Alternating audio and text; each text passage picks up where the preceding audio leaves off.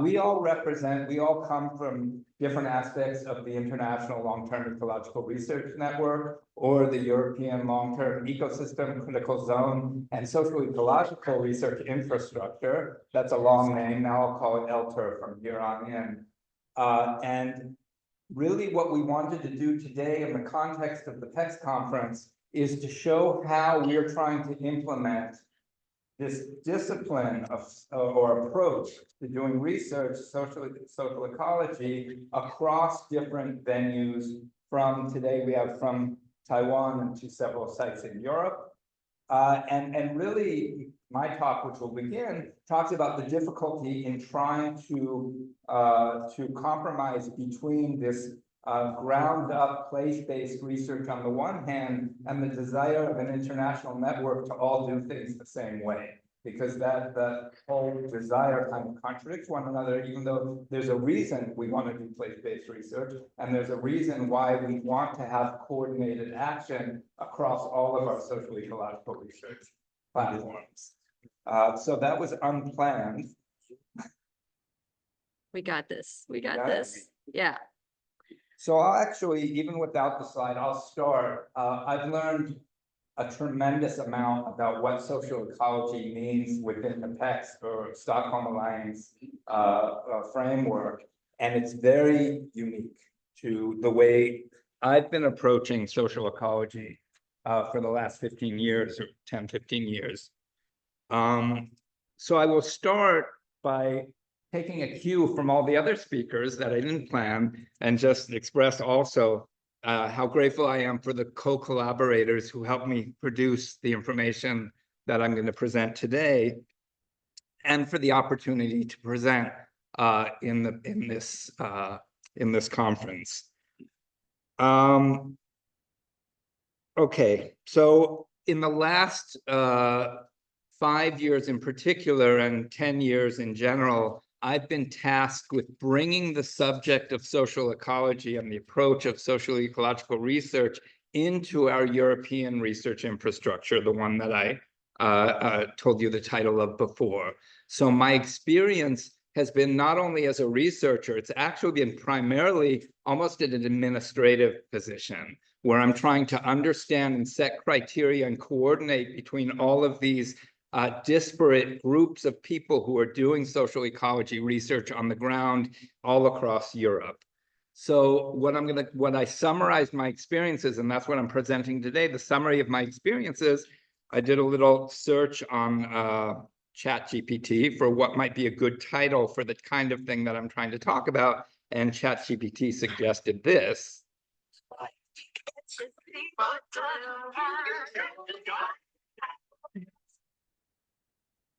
Okay, what's happening here is that there are two types of musical textures occurring simultaneously, and they meld somehow, but they don't meld into a single voice. That is polyphony. Now, I'm not a music scholar, and I really did get that from ChatGPT, but I think it worked quite well, because really what I'm trying to do, as I said, take a lot of groups working in place-based research, interpreting social ecology in different ways, and trying to find a way to bring them together in a way that they can be self-expressive on the one hand, but also be coordinated to a certain degree in the other. This is a history, and the history is of an ecological research network that looks at ecological indicators across space, in particular in the beginning in the United States, and then it became international and European developed. But this timeline shows the slow process of the realization that you can't study ecological processes in the absence of studying human impact and the feedbacks between social systems and ecological systems. So what is obvious to all of us today was an evolutionary process of understanding that actually, if you want to understand environmental stressors, sustainability challenges, I'm restating the obvious, but I'm giving it with a little bit of historical retrospective. that it didn't happen automatically, and we didn't get here from nowhere. We got here through a process of ecologists realizing themselves that they have to do more interdisciplinary and more collaborative work with social sciences and later with the humanities, or receiving that criticism from external from the network, as in the assessments that happened in the National Science Foundation towards LTSER and later on with the European network. So this is what you're seeing as more and more integration of multiple scientific approaches, disciplinary approaches to deal with sustainability challenges from the regional to the global scale. And obviously I'm sorry, I didn't quote you on this one, your quote. Most of what I'm going to present to you today is coming from the doctoral research of Jennifer Holzer, Dr. Jennifer Holzer now, and this one in particular. So when we define social ecology, and here, after watching the 2 days of PECS talks, all I can think of is, wow, my social ecology is really 2015. I've really kind of stuck, but I'm going to show you the models because these are the models that I use. One is social ecology as a discipline. That is the integration of social and biophysical systems and the interaction between them. And that's a disciplinary approach that determines what kind of questions you ask, what kind of data you need, and it's supposed to provide scientific knowledge. But social ecology, at least in the LTSER definition, is also a process. It's a process of doing science, and that's where the transdisciplinarity comes in. That's where the reflexivity comes in. That's where the goal-oriented or policy-oriented questions are derived. That is, everything we do, it's in collaboration with local to regional stakeholders to help us determine what we should be studying, how we can combine our knowledge sources, do our research, and then reintegrate our research into a community discussion of what the policy implications are and what the next steps in the research should be. So collaborative, reflexive, integrative, iterative, relevant. This is how I've been framing social ecology in my work with LTSER for the last 5 years. And I think it's kind of resonated out, and that's really, with me and my colleagues, this is the way we've been promoting it.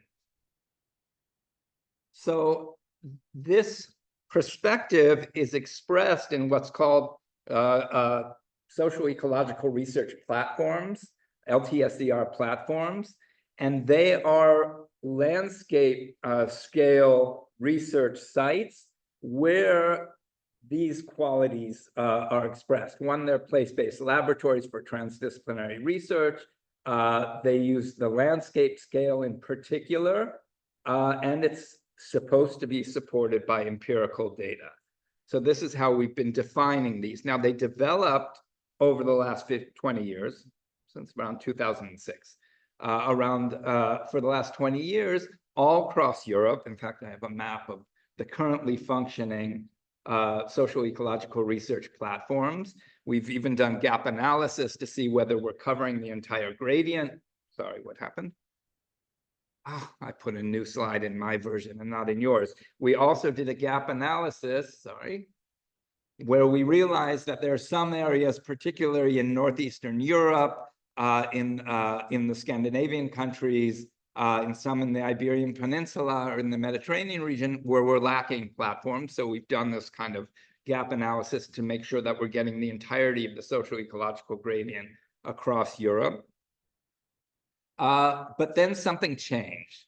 For 15 years, we were a loose confederation of individual platforms that met often, trained together, went back to our platforms and did what we know how to do and what we're inspired to do based on our disciplinary expertise or the needs of our stakeholders. That is, different things were happening in different places across these platforms. But then in 2018, we joined the European Strategy Forum on Research Infrastructures in our objective to become an ERIC, or a European Research Infrastructure Consortium. If we can succeed in doing that, and that's what we've been doing since 2018 to the present, now there's another phase until 2025 or 26. If we succeed in doing that, then we have a much closer collaboration with the European Union, with funding mechanisms, with national governments, and we start to be a permanent fixture on the European research landscape. So in order to do that, in order to become an ERIC, one of the big challenges is to get national recognition and funding. Every country with platforms has to, platforms and sites. Sites are where the ecological observations are happening. Has to get national funding, has to get national recognition, has to show that there's commitment of the national governments to support our efforts to establish this research infrastructure. In order to do that, we also have to set harmonized criteria. So we did this in a very actually top-down way, said from now on, within our research infrastructure, all of the platforms are going to collect the same set of what we're calling standard observations, a set of variables that will be available for the public across all of the European sites and platforms. Everyone's going to be working with the same research framework, and everyone's going to have a defined and permanent administrative structure. So that turned out to be a little bit difficult, because when we bring this back to our platform coordinators and had successive meetings year after year since 2018, we get the, wait a second, we don't do that. We don't have funding for that. We don't have people to do that. That's way beyond our capacity. That's not what we do, and we can't do it. So why are you demanding of us? And the fear is that we were going to lose most of our participants. We were going to lose platforms on the way. We were going to land up having strong countries with strong research, funded research, and then countries with less available funding or less flexibility, and they would fall by the wayside. So we had to think, okay, here we have a problem that was actually well-defined, again, refer back to Jen Holzer again, in one of her papers, where she said, well, this is a built-in conflict in what you're trying to do. On the one hand, you're advocating for a stakeholder-driven, place-based process with local relevance and bottom-up planning. On the other hand, you're coming as a research infrastructure and saying, wait, no, you all have to redefine yourselves in a harmonized way. So there's this built-in tension where you have to really convince individual platforms that there's an advantage for them to be part of this larger research infrastructure, but find a way that makes it possible for them to do so. So the next two slides are very heavy with words, but basically there's one slide with our compromise formula, or sorry, this first slide is where we won't compromise. It's where we're making demands of all the platforms to conform to these criteria. So there's administrative issues, there's management, the issue of stakeholder engagement, data management and collection, general criteria for research programs. But the compromising formula to make it possible for the maximum number of platforms to participate is that you can choose what your research questions are going to be. Your spatial design will be flexible according to your administrative boundaries or your watershed boundaries, however you want to define your spatial structure. And most importantly, because this really was the biggest sticking point, was the issue of data, that we had to make it easy for platforms to collect the data. Therefore, we established two-tier system, where one tier, the more simple method, is called the basic method, where a lot of the data would be based on national level statistics collected anyway through Eurostats. I'm looking at Ľuboš, who did an amazing amount of work to find the sources for data that we can provide for platforms. And then category one, which is actually far more locally driven. It's data that's collected by the research platform staff, and it's far more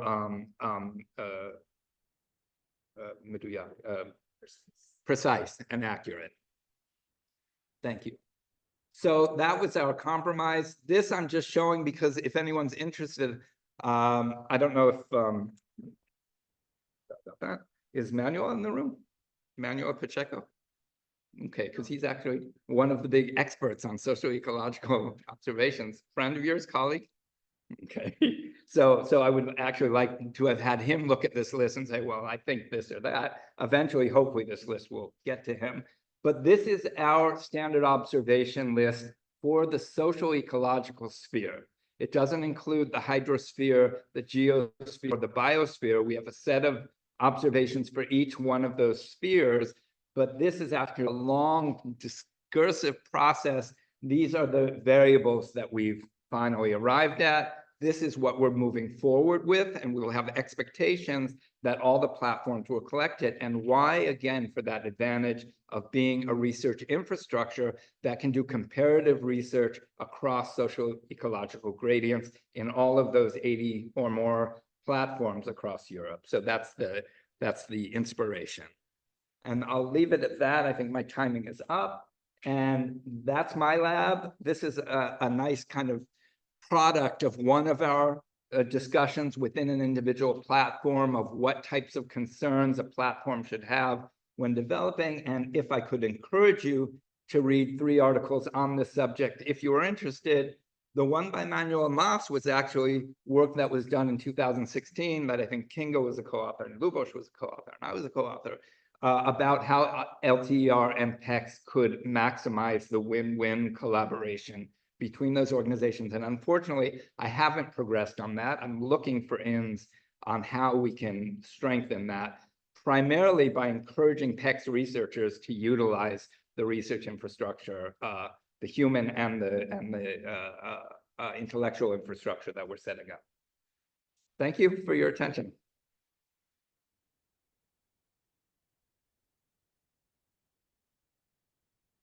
Thank you, Daniel, for this really valuable introduction to LTER and LTSER specifically. We're going to move on right away. My name is Merav Cohen, and good morning. Hi. It was just, we started a little bit late, so I'm not going to continue with any more introductions, and I'm going to let each of the speakers introduce themselves, if that's all right, Ľuboš. All right, so we started out with this introduction, and now we're going to hear some examples of this LTER work, both in Europe and elsewhere. Ľuboš, take it away. Thanks. Good morning to everybody. Stay in front of this and it will capture you. I'm Ľuboš Halada, working for Institute of Landscape Ecology in Slovakia. And Daniel, in his presentation, mentioned this need of data, how difficult could be collection of data for LTSR platform. And one of the way how to do life better for platform managers and scientists is to provide some data centrally. As basic method are usually official statistics. So I will speak about this. What are LTSR platform? It was already mentioned that they are living laboratory for research on human environmental interactions that is conducted on landscape scale together with stakeholders and is supporting with long-term environmental, social, and economic data. And it was also mentioned that there are certain criteria for data. There are especially these two, that platform collects key social ecological variables that are related to standard observations and populates and maintain accessible data repository. And this should be in harmony with the general requirement of LTER for data that are mentioned here. So our task was to propose and develop a workflow how to deliver statistical data related to standard variables to users in LTER. In the network, there was certain process how to define what are the standard observations that came. They also incorporated information of data requirements for individual scientists and platforms. So as a result was discussion paper that consist of one or identified 179 variables that are from 6 domains. One of them is socio-ecology, and our work was focused especially to this part. So what questions should help to answer the statistical data? They are just example because we have certain hierarchy of interest in LTR. So for sites, it could be questions like, in which socioeconomic conditions is located my site, or which human activities are performed there, and how is their intensity. If we are speaking about LTSER platforms on landscape level, regional, so how heterogeneous is my platform from different aspects, and or how are hotspots or human activities that are usually pressures to ecosystems. We can have also tasks or activities for cross-site comparison, and there are some other relevant questions like how individual size or platforms differs in especially socioeconomic setting, or how to structure analysis or assessment or modeling across sites. And then we can have also some questions that are related to whole network of LTR, so European network. For example, which sites are relevant for particular study, for particular question. And for example, if LTR covers sufficiently socioeconomic gradients across the continent. So there are examples of questions that we need, for which we need statistical data. And I will skip this because so we try to identify sources of statistical data, and on European level, especially European Statistical Office, Eurostat, is most relevant. Eurostat has certain groups of statistical parameters grouped to themes, European Union policy indicators, and cross-cutting topics. And here is a list of them. Some of them are not relevant, some are, so they are in red color.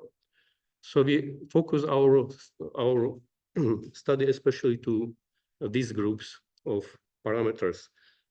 And there are two special surveys. One is on land use and land cover, Lucas, that is done based on the field data, but these data are point data. So they are not covering whole landscapes. And in 2020 was done agriculture census that went to the level of farms. So these data are relevant as well. And there are also some other European data sources, either provided by Joint Research Center, European Environmental Agency, DG Agriculture, and then special portals focused to particular topics like European Soil Data Center or European Forest Information Portal, European Climate Adaptation Platform. And last group is our databases that have global, worldwide coverage provided by OECD or FAO. So we studied all of this. And in addition, relevant also national statistical offices, of course.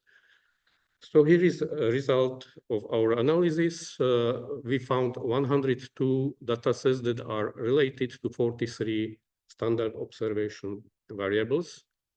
Majority of them is, of course, for socioecology, and of them, so 33, most of them are related to population data, demography, and then to agriculture, and other are more scattered.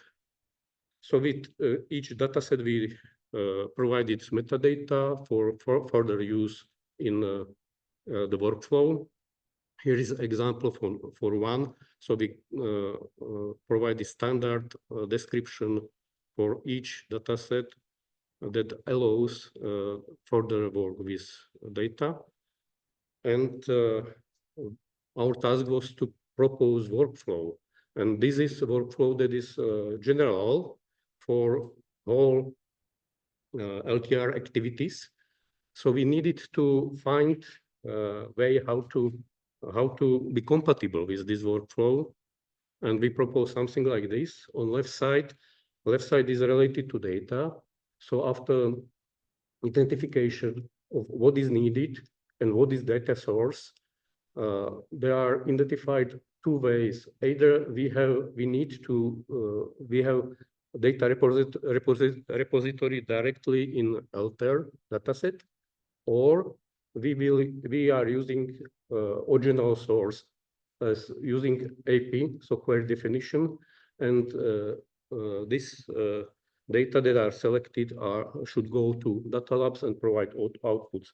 Right side is related to regional interest, so it means that researcher defines its special boundaries, either standard or his own boundaries for which he needs or she needs statistical data. So we have tool for this. And of course, some aspects should be taken into account when using data. First one is spatial and temporal resolution, because we have data on local level. It means local administrative units, villages. The data are available on regional level, and then data on country level. And of course, we can use them for certain activities or certain questions. And it is visible that in local level, we have only one data set that is related to population density. So on that level, we have only this parameter. On a regional level, we have more of them. But so therefore, the national statistics on own survey are important. And another aspect to be taken into account, how representative are data for your platform? Because boundaries of statistical reporting units are usually different than boundaries of LTSR platforms.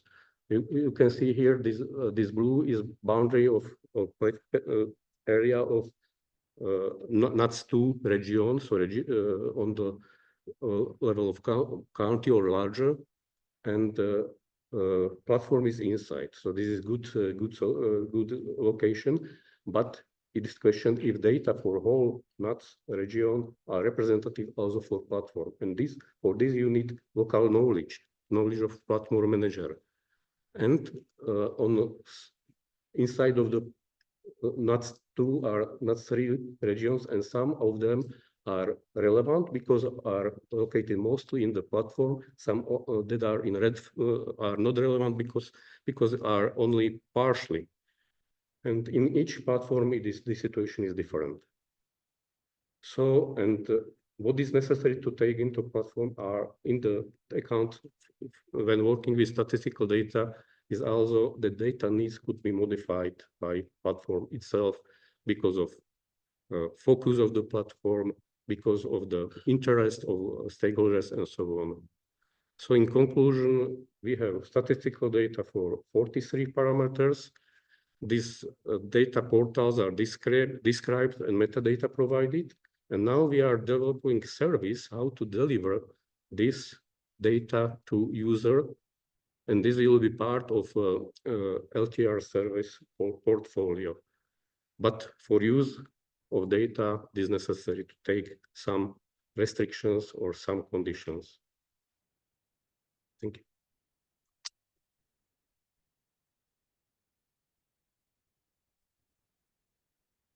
Thank you so much, Ľuboš. And we'll move right along to our next presentation. Take it away. Thank you. Good morning, everybody. I would like present result of the interdisciplinary approach aimed at assessment of the nature capital in our platform, Trnava.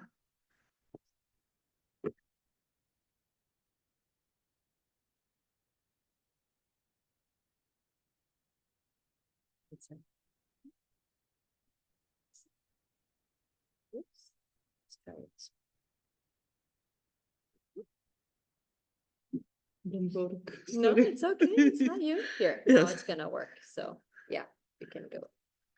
Just here. Yes, thank you. Our platform is a typical agriculture region. It is located on the western part of Slovakia, 50 kilometers from Bratislava city. Basic goal our presentation is to introduce methodology for assessment of the nature capital based on geosystem approach. Geosystem approach is based on the understanding landscape as a geosystem. You can see model of the landscape as geosystem. Every landscape ecological complex geosystem create specific units, combination of the individual resources on the given area, which determine potential for individual ecosystem services. We together 40 ecosystem services evaluated, which was divided into basic group. Potential for production ecosystem services, and second group, it is potential for agriculture, forestry, industry, and development of urbanization. Second group was represented by regulatory and cultural ecosystem services.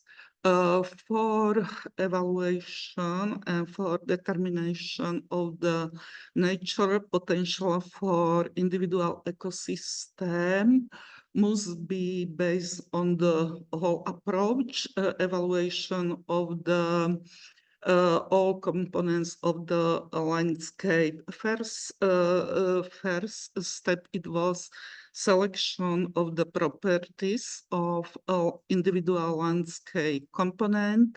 We evaluated three group of the landscape component. Abio, they are indicator of type of the abiotic complexes. They are properties of the relief, complex of the geology, water complex, soil complex, and air complex. Second group, they are biotic condition. Their condition depend on the vertical zonation of the climatic condition, and set group, it is socio-economic determinant which result from socio-economic structure of the landscape. There are element of the land use, element of the nature protection, protection of individual nature resources, and element resulting from degradation of the landscape. Second step, it is specification of the functional value, specification of determinant indicator for potential for individual ecosystem services. We use 6-point scale for evaluation. 6 is the best of excellent potential asset, and one is unsustainable exclude capacity for the given ecosystem services. Next step, it was determination of weighting coefficient of the determinant weight coefficient were specified according to the order of importance of the indicators for the given ecosystem services. We use five-point scale. Scale one is low, and 5 is very, very high. Total capacity was calculated on the basic functional value of individual determinant and weighting coefficient. For evaluation, we use operational unit, landscape ecological complex in Slovak. They are geoecosystem. Next steps was aimed at specification of limit and restriction on the possibility of using natural potential, then result from the current land use of the territory, from protection and degradation of the landscape. Two last steps was aimed at the determination of the total potential for individual ecosystem services, total with nature capital and with limitation and restriction. Last step was aimed at the specification discrepancy of the current use of ecosystem services with nature potential of the landscape capital. The result was specification of the basic landscape ecological problem area when the current use is not with accordance natural capital. You can see an example of assessment cultural ecosystem territories of our platform. Firma represent value of the nature capital, second limit and restriction, and last represent total possibility for utilization of the natural capital for individual ecosystem services. In our platform, we specify basic conflict resulting from incorrect utilization of ecosystem services. To the most important belong conflict between production ecosystem services and biodiversity protection. They influence from intensively agriculture and forestry, which negative influence ecological condition of individual biotopes.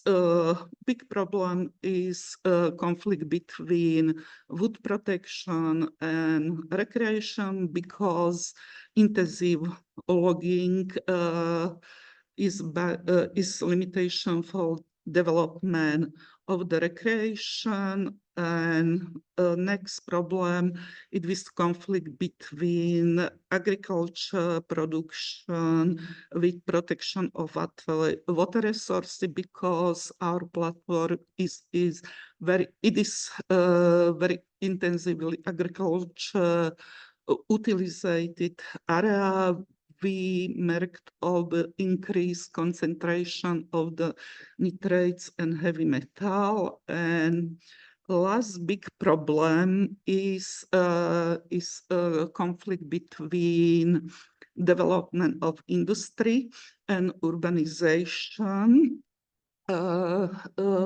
After transformation, the urbanization and industry was developed rapidly, and for construction of the anthropogenic object are take often of soil or of the high quality.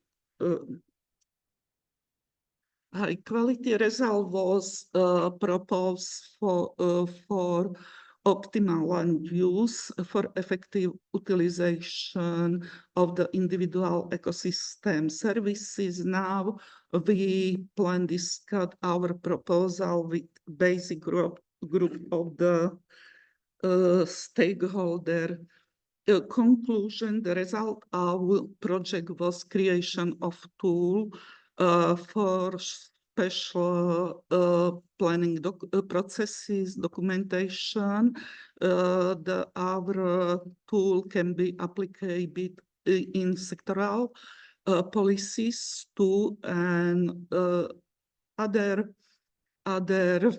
output was creation of the complex digital special databases, not only for expert, but also for public. They can obtain information about value their parcel or limitation for utilization of their parcel. Our results are available on the web portal. It is for all stakeholder group, and our results were published in the journal Environment Science Europe. Thank you for attention.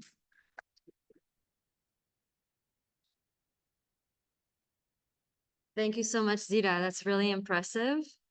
As we move forward, I forgot to mention this at the beginning, but I encourage you to think of the potential of this network, the LTER network within Europe or internationally, to take things that we just heard and to replicate it across the platform. This is really one of the biggest values of having this network, where we are closely connected for exchanging and sharing this type of knowledge and replicating it.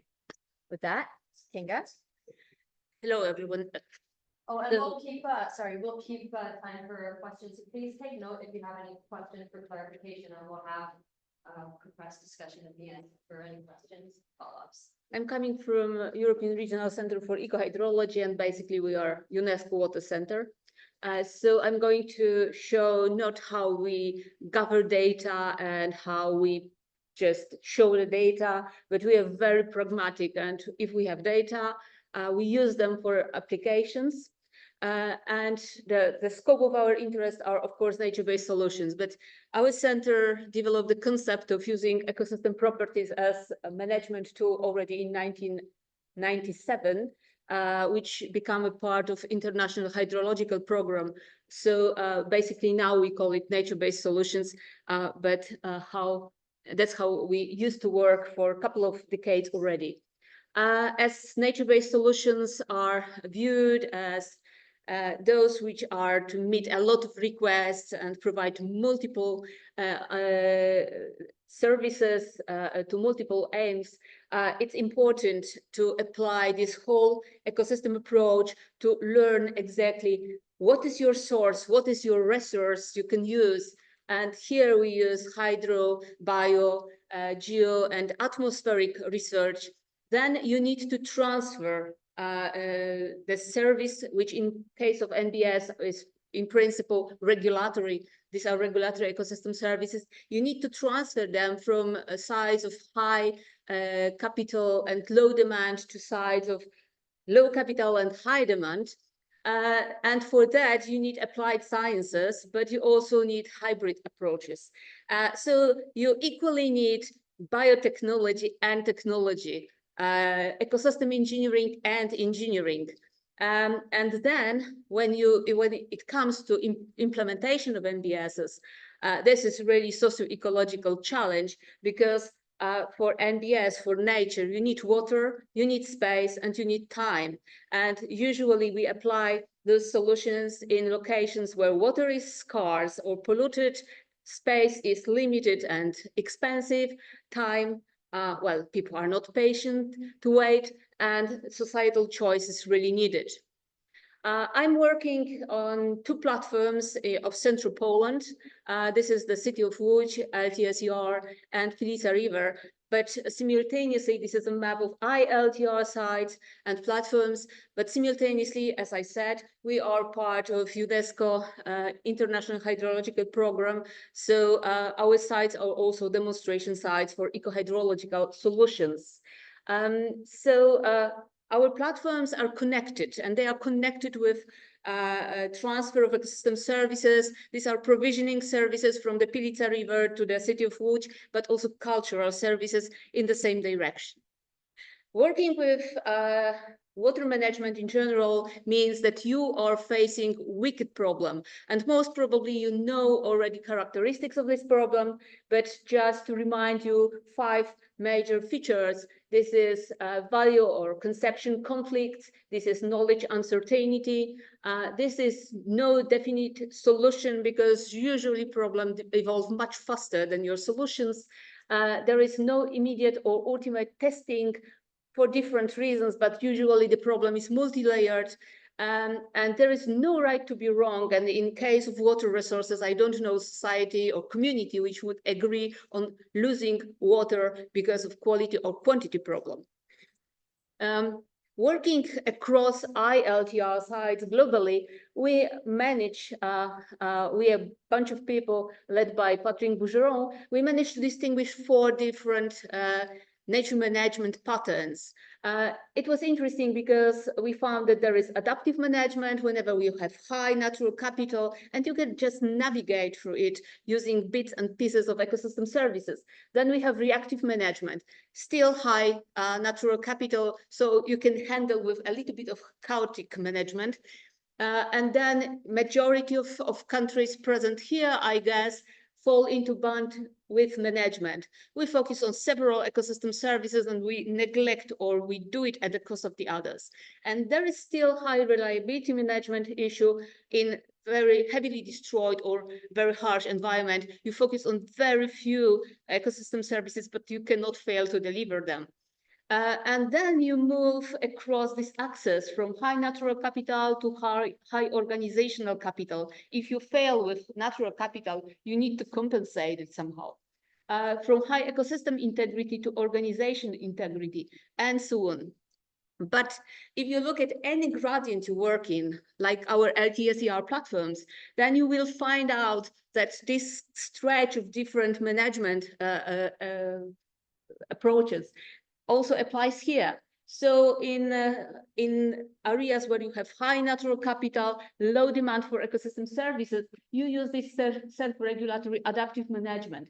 And NBSs do play important role here as protective measures. In intermediate disturbed areas like rural areas, suburban areas, you usually apply this bandwidth management. We don't care about the whole environment, but there are pieces which we care for. And here, NBSs are used for restorative reasons. And then we have these densely populated areas where demand for ecosystem services is very high, but capital is very low.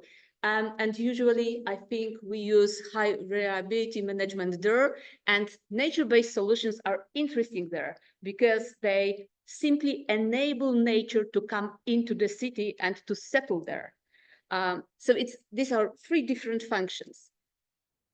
To show you how this gradient look like, this is a piece of our Pilica River LTSER platform. The river forms a backbone of this picture.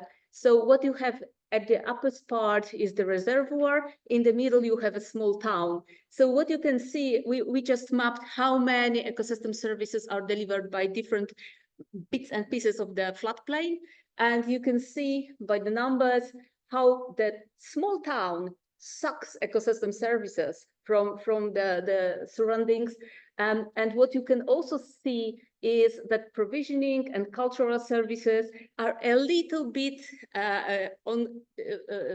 in trade-off situation with regulatory ones. So when we support ones, we lose the others. Now I'm moving to my city, to the city of Łódź. When you apply NBS there, it's just this high reliability management. We care about very few ecosystem services, but we must provide them. And in the city of Łódź, currently we are working within Opolis project. Opolis project, it is Horizon Europe project, which promised to implement nature-based solutions in city centers of 8 cities out of 8 countries, just let's say to refurbish the space in the way that we can handle water problems and climate adaptation issues in terms of heavy rains and managing floods, but also in terms of managing heat waves and droughts. And here, because you need to recognize what are the specific needs and which are those very few ecosystem services you should care for in very limited space, we went to a community to know them better. But we used LTSER approach in terms of having long-term urban labs in hands. We wanted the community to be established and to know that they are ready for making good choices. We used information and data from several dozens of implemented NBSs to be able to say to forecast what would be the impact of particular blue-green infrastructures on particular concerns of people, because we ask people, what are your local concerns? And then it means scientists and decision makers, we try to figure out, okay, what could be the NBS which match with the concern and solve the problem directly or indirectly. So this is a site I'm working in within the platform of Łódź. And on the top, you see what we designed already. The space we worked with, in fact, was a very long, very narrow passage, like 300 meters and 10 meters in width. But people said, okay, we have a number of concerns. It is crime, it is aesthetics, it is quality of experiences, but these are also problems with finding a nice place to exercise, and so on and so on. The problems they mentioned for this particular space in my city fall into 2 categories. One is physical health and well-being, and another one is there are societal problems. So we try to figure out, we as experts, what could be NBS which fits the best number of their concerns. And the winner was NBS conditioned pathway, so the one which is marked in green. So we put some points on different solutions to find out how many of the concerns are met with particular solution. But there are 2 other co-winners, I would say. This is multifunctional canopy and a sensory garden. So it falls a little bit more into social dimension. Okay, so what we did as experts, we make this nice design of what could be NBS. We thought at the background, it must collect water, rainwater, it must prevent flooding, it must regulate temperature, which was not set to people. But what people did, they were asked to co-design things in terms that they add a layer of multifunctionality on something which we know should work also for environment. So we ended up with this design with nice shaded like tunnel pathways with some sensory garden and rainwater garden and community gardens, playing grounds, and so on. And now we are coming back to ecological realm. Okay, you want to increase number of plants. It's good for environment, it's good for adaptation to climate change, but they need water. And they need much more water in the summer months than the previous one, which was only a burned grass and few trees. So you need long-term data on precipitation, temperature, evaporation, water demand of particular plants to realize, okay, what was the basic demand for water, what is the current demand of water, and how we can use harvested water, because otherwise we would need potable water. And once we had this, we started to think, okay, how much water you can accommodate out of heavy rainfalls. So we will have detention basins, retention basins, and we can flood the area. But still there is a surplus of water, which is just wasted if it goes to sewage. So on the graph, you can see with blue line, we started to find out, okay, let's start from orange. With orange line, we started to think, okay, what is the capacity of underground tanks you need to collect all the water? And then the blue line shows, and then how your water autonomy increases with the number of cubic meter accumulated. So this is the last slide. What we learned from this project, but also from the collaboration among all LTSER sites, is that you can handle wicked problems only when you are in the network, only when you have transdisciplinary research and data, and only if you are able to exchange your experiences, because then you learn how to carry on dialogue. Then you know you can some reference data to compare your data with another sites and trends, and you can use cross-site learning to combat the problem of no testing. Thank you. Thank you so much, Kinga, and thanks for everybody for bearing with us here. We started a tiny bit late, but we're plowing through. So we have 2 more presentations coming up. Teng-Chiu Lin. It's all yours. Okay. Hello, my name is Teng-Chiu Lin, and I'm from Taiwan. And as you can see, the previous talk are all from Europe. So I am the outlier here. And the outlier, rare existence. And according to Alan Turing, the real information is sometimes more informative, and that's what I hope. Okay. Okay, as you can see that we are young. Taiwan Long-Term Socio-Ecological Research Network was initiated in 3 years ago. So we are young and we are rapidly evolving. Just 2 months ago, we have the last site established. So we now have a total of 6 platforms or 6 sites in Taiwan. And next week, when I go back to Taiwan, we are likely going to establish another site. Okay, so we have 6 sites in Taiwan. So today, I'm going to talk about our approach, which is a combination of top-down and bottom-up. Okay, what I would like to target is the 2 major challenges of LTSER. And the 2 major challenges are in the very essence of LTSER. One, L is long-term. And long-term secure funding is pragmatic everywhere. And the second time is socio-ecological, that's transdisciplinary, which is also a major challenge because most funding agencies provide 1 to several years of funding. But when we talk about LTSER or LTER, we are thinking of decades at least, okay? And for disciplinary, because most researchers of my age, okay, maybe the young generation are, not maybe you are different and you are our hope, okay? We are trained in a specific knowledge domain and working out of the domain is challenging, okay? And the different disciplines use different languages such that collaboration takes extra effort and the transdisciplinary takes time to have good outcome, but that's not welcomed by our evaluation system.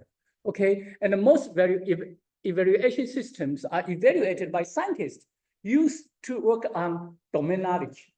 Okay, that's the two major challenge I learned from all the document, maybe a lot from you in European. Okay, how we tackle the challenge of long-term funding. Okay, Taiwan had LTER research, long-term ecological research network initiated in 1993 when I was a PhD student. I was involved in that. But after 10 years, the government seized the funding. So scientists are still doing the long-term ecological research without specific funding allocated for that purpose. So there is growing anger and growing unhappiness among ecologists. So 4 years ago, a group of ecologists complained to the deputy minister of our major funding agency about the cease of the project. And the deputy minister said, why you are so quiet? You should yell, you should shout, then the government will listen. Okay, anyway, but so we made an official complaint, okay, and the voice is not from one or two individuals, it's by groups of scientists, mostly ecologists. And we, over the last 2 decades, we accumulated a lot of data. So we have evidence, we have good argument, justifications to argue that we need long-term funding. Okay, and in response to our complaint or our argument, the deputy minister of our major funding agency, which is called National Science and Technology Council, he took a novel approach to make sure that we have long-term secure funding. He treats our LTSER platforms as a co-facility like a research vessel. Research vessels are research platforms, welcome marine scientists to conduct various types of research. So each LTSER platform is just like a research platform, just like it's a facility, welcome all scientists to conduct their research. But we provide the basic important monitoring on both ecological aspect and on the social aspect. Okay, and to make that possible, NSTC, the deputy minister, established a program office, LTSER program office, and the program office and the PI, which is myself, act as the mediator or the facilitator. Okay, and so the funding for LTSER is not for question-oriented research, but it's just like research vessel provides important basic monitoring, which then we welcome people to use our data to conduct their research at our platforms. Okay, and we have a committee to select the sites. We are committed to make the decision such that the decision of we pick up this site, but not the site, a group decision, not the preference of the deputy minister or myself. Okay. And to tackle the challenge of transdisciplinary. Okay, myself, over the last 3 decades, ooh, so long ago. Anyway, I'm familiar with the entanglement between ecological system and social systems.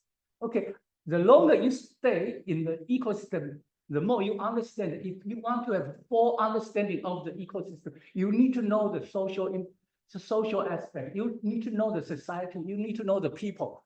Okay, and I'm also the chairperson of the sustainability science program in our funding agency. Okay, and the first 2 sites we chosen are led by PIs familiar with TDR. They are geographers. They are from Department of Geography. And in geography, there is human geography, which is very much social science, and we have physical geography, which is very much nature science. And they confrontation with each other, interact with each other all the time. So they are familiar with TDR. Okay, and we do not establish our LTSER sites from pre-existing LTER sites. Because as we learned from the literature, if you transform or expand LTER site to LTSER sites, some, but not all scientists are happy about that. So at the beginning, you create some problem. So but there is another administrative game. So Anyway, so we have a new start. We established new LTSER sites and with transdisciplinary as a prerequisite. It's required. If you want to propose a site, you have to make sure that you involve both social scientists and ecologists and stakeholders. So it's required. So social scientists and ecologists propose potential sites for potential long-term monitoring platforms. So they propose, not we choose. Okay, so it's a bottom up. It's not a top down. Okay, the 4 criteria for site selection. The top 3, the first 3 are all indicating transdisciplinary. First, the site should reflect the characteristics of a certain type of socio-ecological systems in Taiwan. And the site should have existing or potential social demands that have major impact on the ecosystem, and the ecosystem changes are likely to feed back to the society. And the site must have rich socio-ecological issues that would attract the engagement of researchers. Okay, and that's how we address the challenge of transdisciplinary research. And there are more. For example, although specific sites are proposed by scientists, the topics, for example, we think Taiwan as an island, coastal socio-ecological systems are important. So we welcome coastal sites. We announced that we want coastal sites. And Aboriginal people, indigenous people are important. So we said we welcome indigenous sites, but the specific sites are from bottom up, and the topic is from top down. So it's a combination of top down and bottom up. Okay, our system is working so far. The society recognizes the importance of a holistic socio-ecological approach, and the support by the key person from top down, the deputy minister, is important. But we are ready.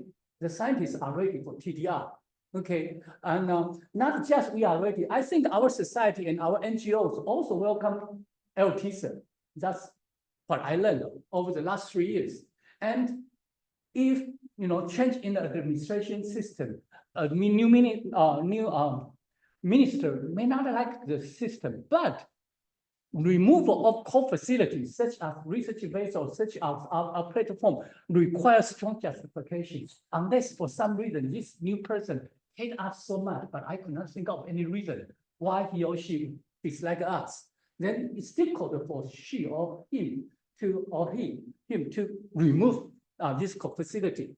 Okay, and our call for potential site platforms make TDR essential, and the independence from LTER reset a new start with TDR as the core, not a barrier to overcome. So is it successful? Time will tell. We are still young. We don't know. The deputy minister and the division chair who established the network just left that position. Am I worried? Yes, of course. But not too worried. Okay. As LTSER grow, it attracts more attention. And I'm afraid we use more and more budget when we attract also attacks. I try to be very silent, but you also try to be productive. That's a tough game. Thank you.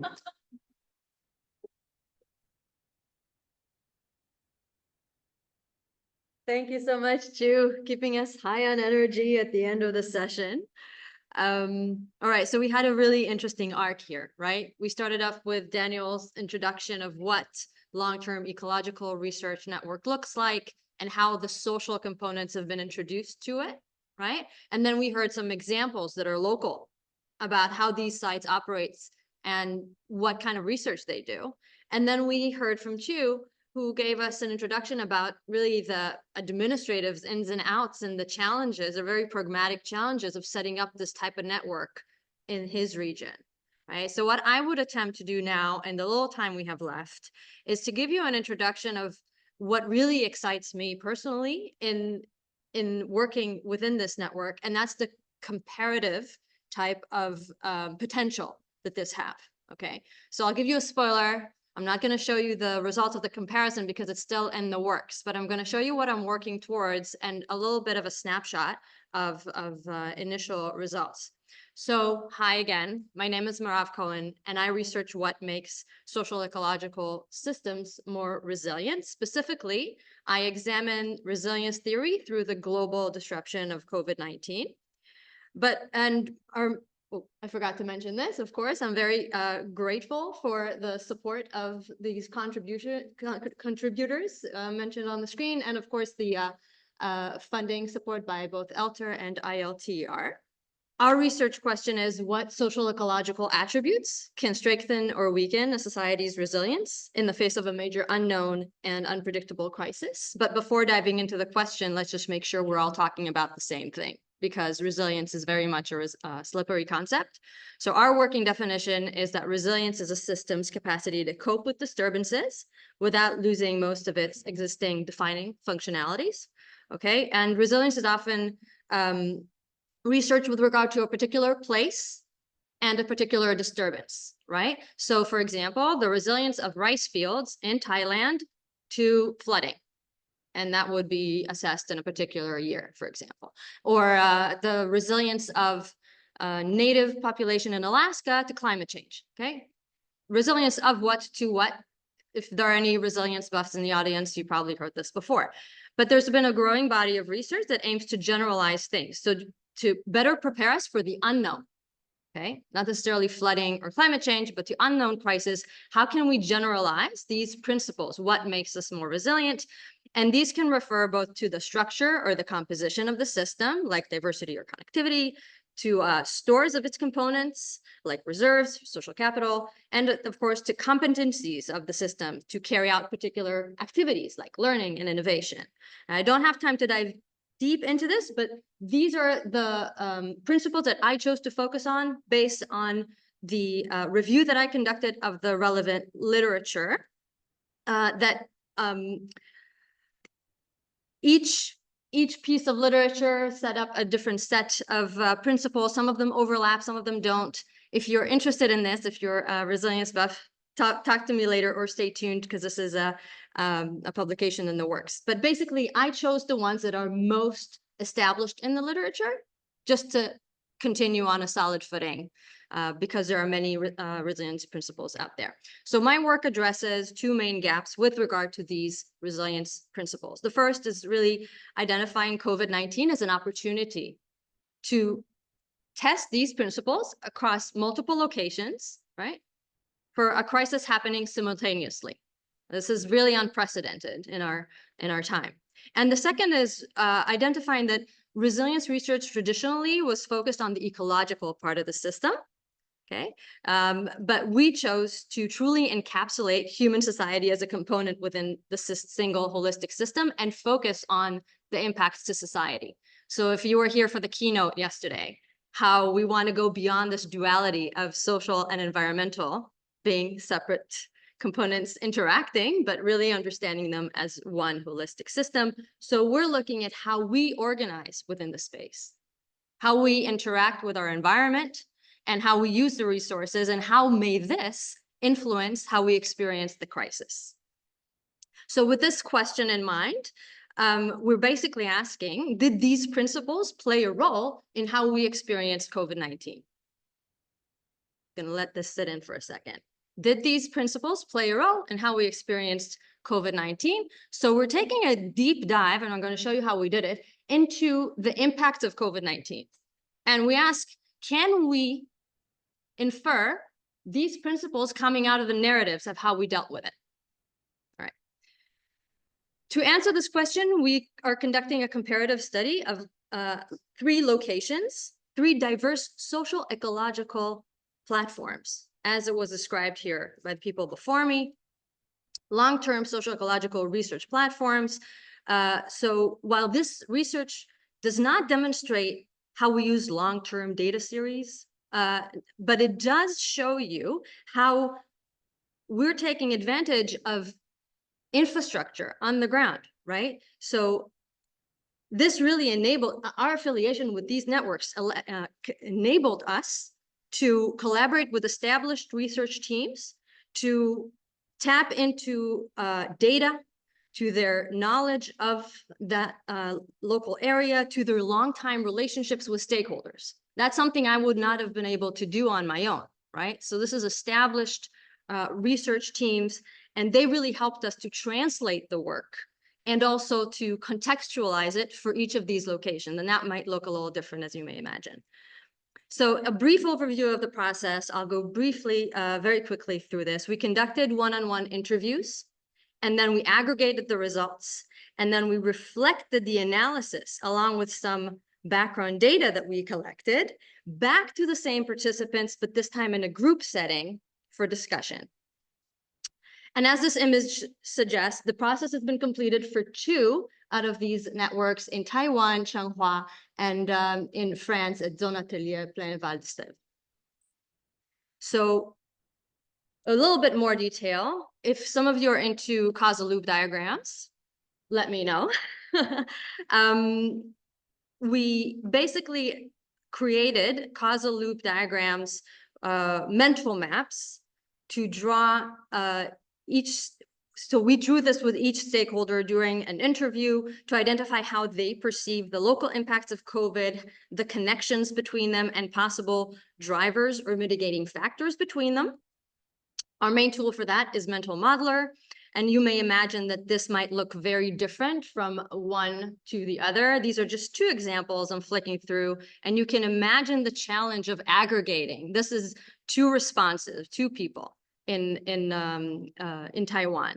And so aggregating this was very difficult, but we did it anyway. And what we ended up with is an aggregated map that conveys the level of agreement between participants. Okay, so we have a strong core that is of high consensus, a medium level, and then the fringe of components and connections that were mentioned only by a mere few. This is what it looks like in Taiwan. You can see we're excluded the lowest level of agreement so that we can actually have a conversation about this. This was chewable. We could have a conversation about this with the people, going one by one and getting some confirmation. In France, it was a lot more complex. All right, so we had to make some changes and really focus on the central drivers, the central nodes, the drivers and the receivers to create a conversation and to get people's feedback. So in addition to this, we collected information about both COVID-19 impacts, direct and indirect, right? So we have mortality, that's direct, and unemployment, indirect. And then also the characteristics of the place, like demographics or the sectors. And the idea was that we'll be able to circle back to the same participants and reflect to them not only what came out of their personal experience, but also some objective hard official numbers. And based on that, to create a lively discussion and deepen our understanding of the central narratives. But I would just say that just as important was just the mere interaction, building relationships, and as well as capacities to think in systems with the local community. For us, it was really walking the talk of transformative social ecological research. Many times throughout my research, I was encouraged to let's just skip the group discussion, you know. But I insisted. I said, no, this is important. We want to bring people together. We want to have them meet each other, build connections. And I can tell you that there was no better sound for me on Zoom than to hear a aha moment among participants when they realize something new, when they appreciate the use of this tool, and when they learn how it can help them think about the reality in which they operate. So the key outputs of this work are the data, the meeting transcript, and the aggregated map. After we adjusted it, after the people's responses. I'm happy to make this, by the way, available to anyone who's interested. And we are currently in the crucial stage of analysis where we ask, how did these principles emerge from the collected narratives? How do they correspond with the COVID-19 impacts of that region, both experienced and official? So we consolidated the findings from all these 3 sources, and with each layer, it became more clear. And I'm just going to give you a snapshot of where we are with this right now. I guess just a taste of the results. What does it look like? Because we're at the end of this session, I'm going to keep it on a high note and look at what helped. Keep it on the up and up, okay? So For example, young people returning to a previously very aging rural area is a demonstration of the diversity of the local population, okay? It's an increase in the diversity of the local population demographically. Easy access to health facilities. Easy access to health facilities and low density of the population are both manifesting levels of connectivity that supported the local population to cope with the pandemic. A strong social network and faith were also raised as supporting factors. So this fits nicely into the principle of social capital. And then local authorities identifying that there was missing healthcare personnel and quickly reinforcing it. That's a tight feedback loop right there. Okay. And then shifting businesses operation and teaching the elderly how to use a mobile device. These are narratives that display the capacity for learning and innovation. So this is just an idea of how we're collecting these narratives out of the results. So finishing up, zooming out again, what would this look like when compared across 3 sites? Stay tuned. I look forward to sharing this with you, maybe in the next PECS, but I hope that this presentation may have inspired you to take an advantage of the opportunities that these networks provide for your own research of social ecological systems. I thank you for your attention, and I really welcome your comments during the session or otherwise. Thank you.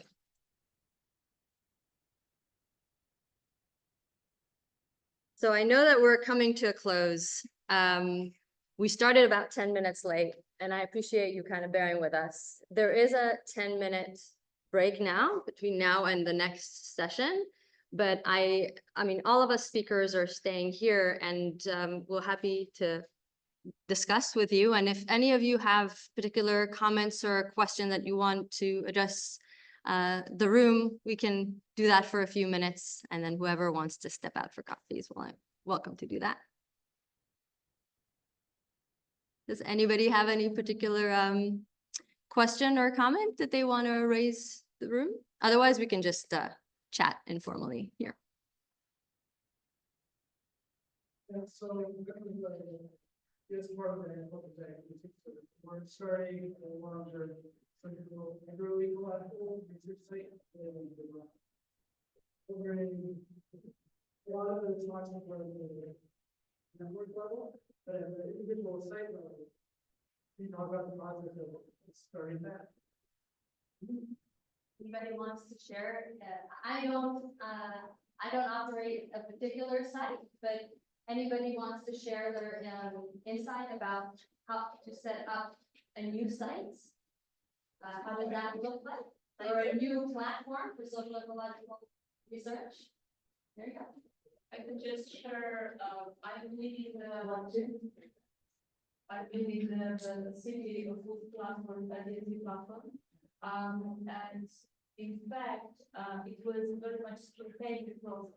This is why in the end we faced problems which Daniel mentioned at the very beginning, that we are very much bottom up, and now we need to restructure to be more top down. But